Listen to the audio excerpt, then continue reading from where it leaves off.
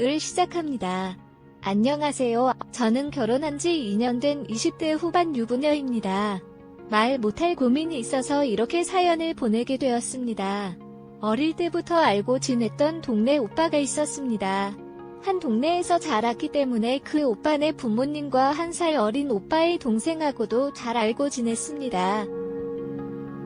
작은 시골 마을이었기 때문에 셋이서 같이 놀면서 어린 시절을 보냈습니다. 성인이 되어 각자 다른 곳에서 살게 되었지만 한두 달에 한 번씩 볼 만큼 자주 연락하면서 지냈습니다. 20대 중반쯤 되었을 때 그 오빠에게 뜬금없이 고백을 받았습니다. 오랜 시간을 같이 보내서 가족 같은 마음으로 사랑하는 것일 뿐 이성으로서의 마음은 들지 않는다면서 몇 번이나 거절을 하였습니다. 하지만 그때마다 괜찮다면서 오히려 무거워질 수 있는 분위기도 편하게 만들어 주었습니다. 그러던 어느 날 제가 살고 있던 원룸의 강도가 들어서 난장판이 된 적이 있었습니다.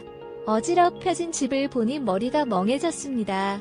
이러지도 저러지도 못하고 있던 중에 그 오빠에게 도와달라며 연락을 하였고 제법 먼 거리에 살고 있던 오빠는 삽신분도 안 돼서 저에게 와주었습니다. 오자마자 제 안부를 묻고는 저를 꼭 안아주었습니다. 참고 있던 눈물이 펑펑 쏟아졌고 그런 저를 달래주면서 오빠는 경찰에 신고도 하고 집 정리도 해주었습니다. 어느 정도 정리가 일처리가 끝난 후에 집에 가려는 오빠에게 혼자 있는 것도 이 집에 있는 것도 무섭다면서 오빠네 집으로 가면 안 되냐고 물었고 그렇게 같이 오빠네 집으로 가게 되었습니다. 그때까지만 해도 오빠는 마은평대 아파트에서 혼자 살고 있었습니다. 처음 가보는 오빠 집에 나름 놀랐습니다. 남자 혼자 사는 집인데 제 원룸보다 깨끗하고 정리도 잘 되어 있었습니다. 씻고 나와서 자려고 하는데 잠이 잘 안 오는 것이었습니다. 너무 놀라서 그런지 가슴도 진정이 되지 않았고요. 가볍게 술을 한 잔 먹고 자려고 부엌으로 갔더니 이미 오빠가 술을 마시고 있었습니다. 그렇게 오빠와 술을 마시며 이런저런 대화를 나누다가 그날도 고백을 받았습니다. 그런데 그날따라 그 고백이 나쁘지 않았습니다. 한 걸음에 달려와 안아주었던 그 따뜻함이 너무 좋았습니다. 그렇게 저희는 2년의 연애 후에 결혼을 하게 되었습니다. 결혼한 지 2년이 된 지금도 연애 초기의 달달함과 애틋함을 가지고 지내고 있습니다. 이런 행복한 순간에 임신까지 하였는데 말 못한 고민이 무엇이냐고요? 그것은 그 아이가 아빠가 누구인지 모른다는 것입니다. 결혼을 몇 달 전에 오빠네 집에 갑자기 오빠 동생도 같이 살게 되었습니다. 그 집이 오빠네 부모님께서 해주신 집이었고 오빠 동생이 근처로 직장을 이전하면서 함께 살게 되었습니다. 결혼 이후에 그 집에서 신혼을 보낼 예정이어서 가정과 가구 인테리어까지 모두 완료했습니다. 도련님, 즉 오빠 동생은 결혼 전이나 늦어도 결혼 후 몇 개월 이내에 새로 이전한 직장에서 자리를 잡으면 독립한다고 하였고 시부모님께서는 독립할 때 집을 살 수 있게 도와주신다고 하였습니다. 하지만 얼마 다니지 못하고 퇴사하였고 독립은커녕 시골 시댁으로 돌아가지도 않은 채 지금까지 함께 살고 있습니다. 중간중간 새로운 직장에 취업하기는 했지만 가는 곳마다 오래 머무르지 못하고 나왔습니다. 아직도 일정한 소득이 없고 시부모님께 용돈을 받고 있는 상황이라 남편도 메모하게 나가라고 하지 못했습니다. 게다가 어렸을 때부터 같이 놀고 지내온 세월이 있어서 그런지 저도 신혼인데도 함께 살면서 편안한 느낌이 들었습니다. 하지만 약 1년 전에 교통사고를 당하여 병원에서 몇 개월간 입원하게 되었고 퇴원 후에도 집에서 깁스를 하고 한동안 지내게 되었습니다. 오빠가 푹 쉬면서 치료받고 낫는 것이 중요하다며 회사를 그만두었으면 좋겠다며 요구도 하였고 오랜 기간 출근을 못하는 것도 회사에 너무 미안해서 그만두게 되었습니다. 하루 종일 집에만 있고 깁스도 하고 몸이 불편하다 보니 오빠 동생에게 이런저런 도움을 받기 시작했습니다. 소소하게는 식사 준비부터 머리 감고 씻는 것은 물론이고 대소변 뒤처리까지 뭐 하나 혼자 할 수 있는 게 없었습니다. 하루에도 몇 번씩 수치스러웠지만 어쩔 수 없었습니다.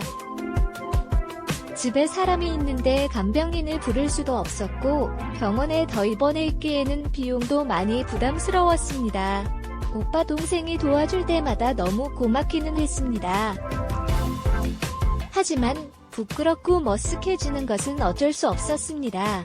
오빠 동생도 민망한 도움을 준 이후에는 조용히 자기 방으로 들어가서 한동안 나오지 않았습니다. 더운 날에도 비가 많이 오는 날에도 몸이 불편한 저를 데리고 같이 재활치료센터도 다니면서 오빠 동생이 고생을 참 많이 하였습니다. 너무 고맙고 그 전보다 더 가까워졌습니다. 그날도 제가 소변을 본 후에 민망한 뒤처리 도움을 받고 있는데 오빠 동생의 신체적인 변화를 보게 되었습니다. 그날따라 너무 민망했는지 후딱 본인 방으로 들어가 버렸습니다. 저도 민망해서 한참을 멍하게 있었는데 또 아무렇지 않다는 듯이 방에서 나와서는 거실에서 TV를 보는 것이었습니다.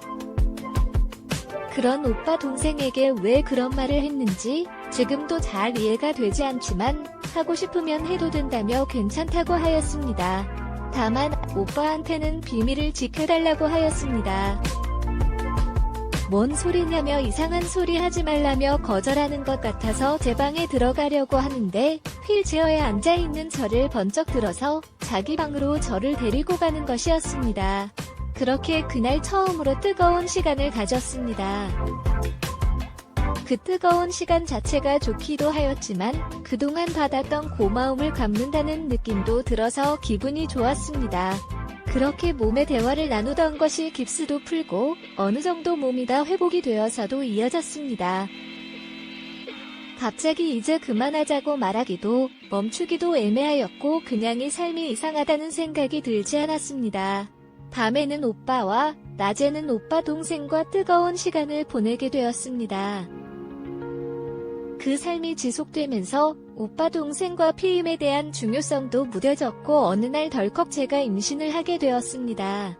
남편과 시부모님께서는 아이가 생겼다면서 너무 좋아하셨지만 저와 오빠 동생은 걱정만 늘었습니다. 오빠와 오빠 동생이 매우 닮았기 때문에 만약 오빠 동생이 생부라고도 한다면 그것을 알아채기 어렵지 않을까 생각해봅니다. 만약 이식이나 수술 등이 필요한 경우 생부가 오빠라고 말할 때의 문제점도 고민해봅니다. 이런 생각들이 저를 괴롭히기 시작합니다. 그러나 시간이 지나면서 지금은 남편의 아이일 확률이 더 높다는 생각으로 마음을 다잡았습니다. 가끔씩 불안한 생각이 들어도 배가 너무 뭉쳐서 아픈 것 같아서 더 이상 그런 생각을 하지 않으려 노력합니다. 물론 제 희망사항은 별 문제가 생기지 않는 것입니다. 일단 오빠 동생과는 나중에 자기 자식이라고 하더라도 친구는 주장하지 않겠다는 약속을 했습니다. 일단은 이 일을 그냥 넘어가려고 합니다. 만약 제가 놓치고 있는 부분이 있다면 댓글로 알려주시면 감사하겠습니다. 오늘의 이야기는 여기까지이며 구독과 좋아요 그리고 알림 설정도 부탁드립니다. 긴 글을 읽어주셔서 감사합니다. 구독과 좋아요 버튼을 꾹꾹 눌러주시고 알림 설정도 꾹꾹 눌러주세요.